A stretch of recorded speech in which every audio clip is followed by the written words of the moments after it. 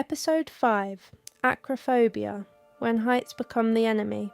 Mark is 48 years old, an architect. He has designed tall buildings for 20 years, and he has never set foot on top of any of them. His colleagues think he prefers to work from the office.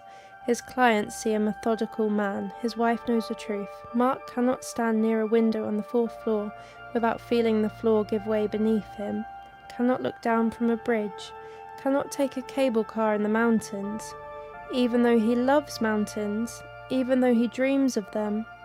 Acrophobia, the fear of heights, is one of the most common phobias we know, and one of the least understood by those who don't live with it.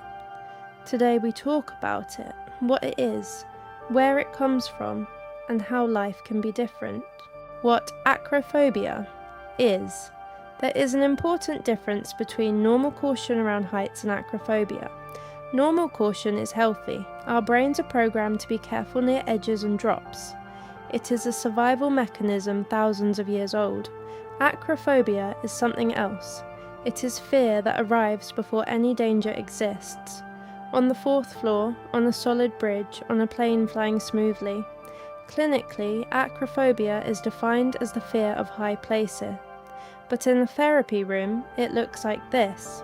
Immediate dizziness, a racing heart, the sensation of being pulled toward the edge, the certainty of losing control. That last sensation, the fear of losing control of oneself, is perhaps the most unsettling aspect of acrophobia. The person is not afraid of falling, they are afraid they might jump, not because they want to, but because they no longer trust their own body. Anna is 39 years old. She works in tourism. She organises mountain trips she cannot take herself. The first moment she realised something was wrong was at a friend's wedding, on the terrace of a restaurant on the 6th floor. Everyone was admiring the view. Anna stood with her back to the railing, 2 meters from the edge, glass in hand, heart racing. Nobody said anything. Nobody noticed. But Anna noticed, and from that day she started calculating. Which restaurants have rooftop terraces? Which hotels have upper floor rooms? Which roads pass close to drops? Her husband suggested a trip to the Alps last summer. Maybe another time, said Anna. The 3rd time she had said that in 2 years. Acrophobia doesn't forbid heights. It forbids freedom. The path toward healing.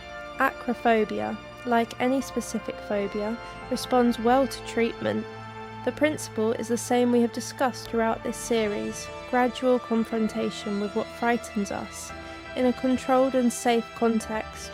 Mark started with something that felt almost absurd, standing beside the window on the 2nd floor of his office.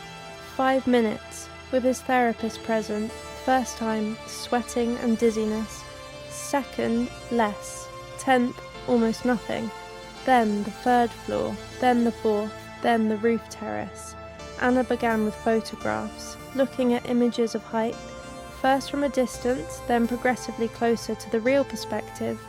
The historian Jean Delumeau, who spent his life studying human fear across centuries, wrote that fear is not a sign of weakness. It is proof that a person understands danger. The problem arises when fear can no longer distinguish between real danger and imagined danger. Therapy doesn't eliminate fear, it recalibrates it. We have travelled a long road together in this series.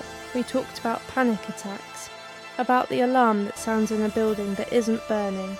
We talked about agoraphobia, about the world that slowly shrinks around a person who doesn't notice.